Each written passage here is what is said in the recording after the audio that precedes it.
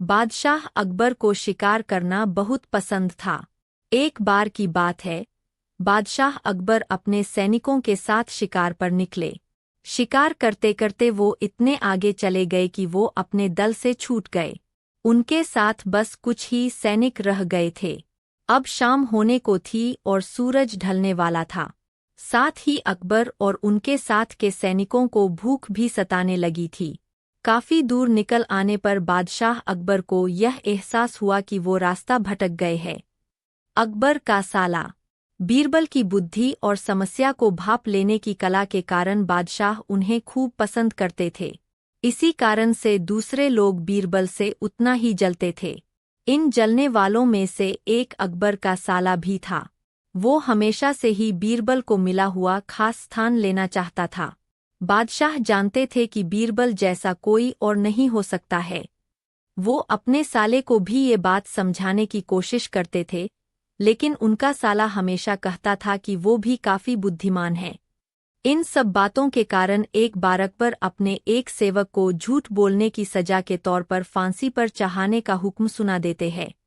बीरबल कैसे साबित करता है कि झूठ हर कोई बोलता है और कैसे उस व्यक्ति को बचाता है, यही इस कहानी में बताया गया है।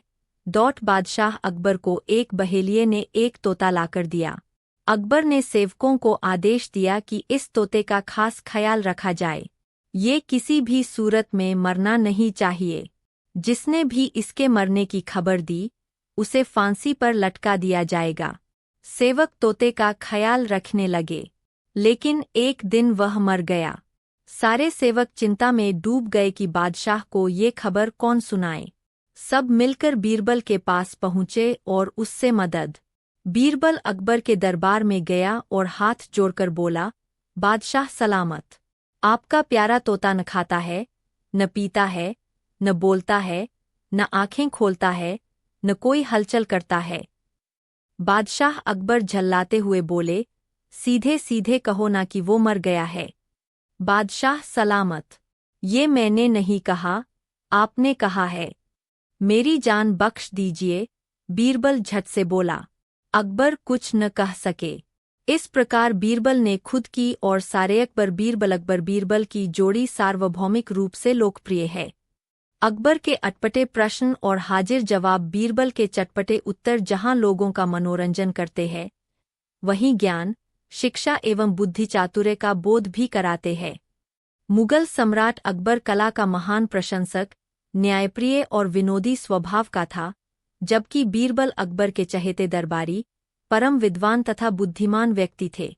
वे ईर्ष्यालु दरबारियों की कुत्सित चालों को ऐसे मोड़ देते थे कि लोग वाह वाह कर उठते थे। यही नहीं, राज्य या नागरिकों की समस्याओं का समाधान भी बीरबल कुछ ही क्षणों में कर देते थे।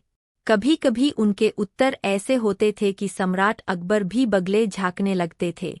रंगीन चित्रों से सुसज्जित ये कहानियां बच्चों, युवाओं और बड़ों का मनोरंजन करने के साथ साथ चित्रकला के प्रति उनका रुझान भी बढ़ाती है। आशा है कि ये कहानियां सभी वर्ग के लोग पसंद करेंगे। एक बार की बात है, बादशाह अकबर बिस्तर से ही अपने सेवकों को पानी लाने का आदेश दे रहे थे। उसी समय बादशाह के कमरे के पास से कूड़ा साफ करने वाला सेवक गुजर रहा था। उसने जब देखा कि अकबर को प्यास लगी है, लेकिन उनके आसपास कोई सेवक नहीं है, तो वो खुद ही बादशाह के लिए पानी ले गया। उस कूड़ा उठाने वाले सेवक को पानी लिए अपने कमरे में खड़ा देखकर अकबर चौंक गए, लेकिन उन्हें प्यास बहुत लगी थी। ऐसे में बिना ज्यादा सोचे समझे अकबर ने उसका लाया हुआ गिलास पकड़ा और पानी पी लिया। बादशाह अकबर कामकाज के अलावा भी कई चीजों के बारे में बीरबल से बातचीत किया करते थे। ऐसे ही बैठे बैठे एक दिन बादशाह ने बीरबल से पूछा कि इस दुनिया में सबसे बड़ा हथियार तुम्हारे हिसाब से कौन सा होता है।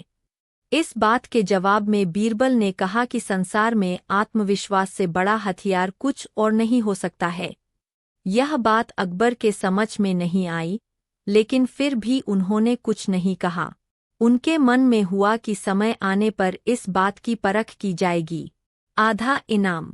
यह बात तब की है, जब शहंशाह अकबर और बीरबल की पहली मुलाकात हुई थी। उस समय सभी बीरबल को महेश दास के नाम से जानते थे। एक दिन शहंशाह अकबर बाजार में महेश दास की होशियार से खुश होकर उसे अपने दरबार में इनाम देने के लिए बुलाते हैं और निशानी के तौर पर अपनी अंगूठी देते हैं। कुछ समय के बाद महेश दास सुल्तान अकबर से मिलने का विचार बनाकर उनके महल की ओर रवाना हो जाते हैं। वहां पहुंचकर महेश दास देखते हैं कि महल के बाहर बहुत लंबी लाइन।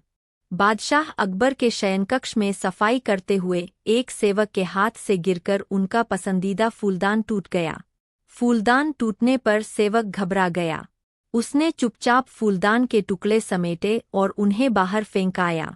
अकबर जब शयनकक्ष में आए तो उन्हें अपना मनपसंद फूलदान नदारद दिखा। उन्होंने सेवक को बुलाकर उसके बारे में पूछा तो डर के मारे सेवक ने झूठ कह दिया, जहांपनाह मैं वह फूलदान सास करने घर ले गया था। इस वक्त वो वही है। अकबर ने सेवक को तुरंत वह फूलदान घर जाकर लाने का आदेश दे दिया। यह आदेश पाकर सेवक के पसीने छूटने लगे। बात छुपाने का कोई औचित्य न देख उसने अकबर को सब कुछ सच सच बता दिया और हाथ जोड़कर माची मांगने लगा। अकबर फूलदान टूटने की बात पर तो उतने नाराज नहीं हुए, लेकिन उन्हें सेवक का झूठ बोलना हजम नहीं हुआ और उन्होंने उसे फांसी की सजा सुना दी। सेवक गिड़गिड़ाता रहा, लेकिन अकबर ने उसकी एक न सुनी। परे आधी धूप आधी छाव अकबर बीरबल की कहानी।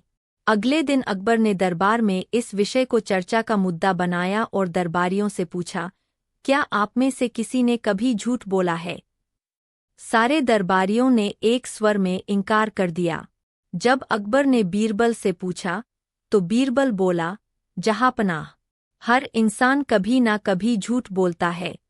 मैंने भी बोला है। मुझे लगता है कि जिस झूठ से किसी को नुकसान न पहुंचे उसे बोलने में कोई बुराई नहीं है। बीरबल की बात सुनकर अकबर गुस्सा हो गए।